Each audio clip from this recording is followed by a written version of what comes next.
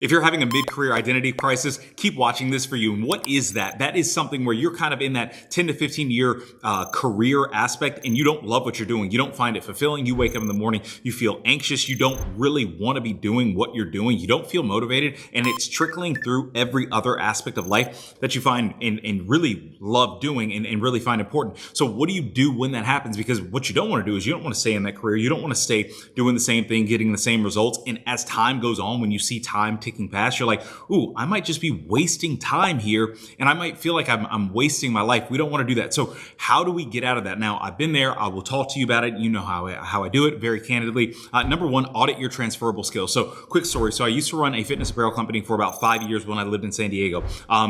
Built it from scratch, and we grew the team, we grew the company. It was great. And what I realized was I had been working in tech for some years, and I still work in tech. And so my transferable skills it wasn't directly related to building apparel. It wasn't directly related to that. But what it was I understood that technology had to be the foundation. Website, e-commerce, database, all of the technical specifications I was able to build and work with people to build. And then we were able to get ahead because I was able to see it from a technology standpoint, because those were transferable skills. So whatever you're trying to do next, or whatever you're interested in, see if your skills are transferable, because typically they are. If you've been in something for 10 to 15 years, for 5 to 10 years, you have a skill set that is transferable somewhere else. You just have to see where you can apply it. Now, will everything be transferable? No, but what it could do is it could provide a solid foundation to what you're trying to get to.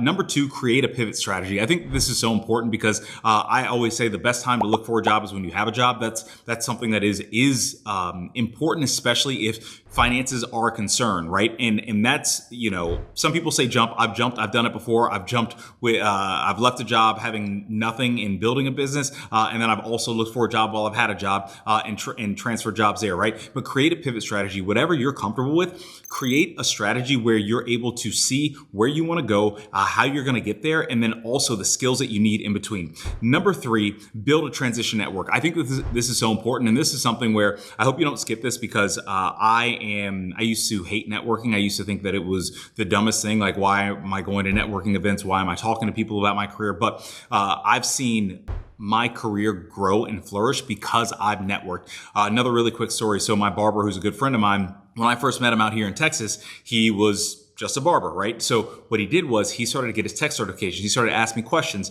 and then he got a bunch of certifications, and now he also is working in tech and is still barbering. And the cool thing was, I realized that by us becoming friends and by us talking, like, we've created a really cool network. And so for him, I was able to give him a lot of advice from a tech standpoint. I was able to show him a lot of the applications, a lot of software that I was working with that transferred directly to what he's doing now. And if he didn't open his mouth and let me know what he was doing or the career transition that he was trying to get to, it would have never been there. So build a strong network for that. And guys, like, sometimes it can be tough to open our mouth. It can be tough to have those conversations. It can be tough to say, hey, I'm not really where I want to be, but I want to get over here and I feel a little bit vulnerable. It's okay. Those tough conversations right now are going to seem minuscule in the grand scheme of life, especially after you transition, especially after you're in a place where you really, really enjoy it. You're going to look back and say, man, I'm so happy I had that conversation. I'm so happy I put myself out there, because wow, look where I'm at now. And that's how it's supposed to be. And number four, develop new expertise systematically.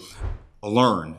Take the time to learn, right? If you are in a place, and this is just kind of like not just career advice, if you're in a place where you don't want to be, but you are not willing to take the time to learn of how to do something else or be somewhere else or, have a new skill, then you don't really want it that bad. I'll be real. I'm of the mindset of people can talk and they can say they want to be over here, but when they're not doing the work to be over here, you don't really want it that bad. So your talking and complaining is just wasting people's time, right? So what you want to do is you want to develop new expertise systematic. Put yourself out there, learn, get the education, get the experience by just trying and failing and doing, right? But develop that systematically. And what is systematically? It's a system. It takes time. It is a step-by-step process. And once you respect that process and you know that you're not going to get it all together overnight, but you're going to learn incrementally, it's going to get you where you want to be at a faster pace than if you're just telling people, hey, I'm really unhappy with over here, but I want to be over here. And they ask, what work are you doing? You're like, I'm not doing any work. I'm just talking, complaining. Don't do that. So again, if you're in a mid-career crisis, you've been in a career for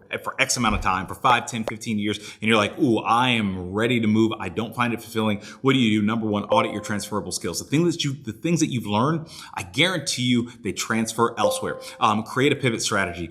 Figure out how you're going to get from point A to point B and make it happen. I think that was my Alexa talking. So it is what it is. Build a transition network. Talk to people. Open your mouth. When you see people on LinkedIn, you see your neighbors, you see people, friends, reopen your mouth, send a text message, call somebody, have a conversation and let them know, hey, this is where I'm at. This is where I want to get to, especially if they're in the field or they're doing something that you aspire to do. And the other thing too is I'm just going to get into it as well. When you're doing something new, humble yourself. It's going to take time to get to maybe the goal that you want to get to. And sometimes those entry level things and the things that you have to start off doing are just, proof in the pudding. And they're just like, you're putting time into getting to where you want to be. So humble yourself. It's kind of another point, but it is what it is.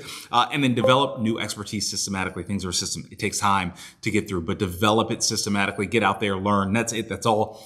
We're going to change it up as usual. If you like this message, please comment, like, subscribe, and I'll see you all next time. Peace.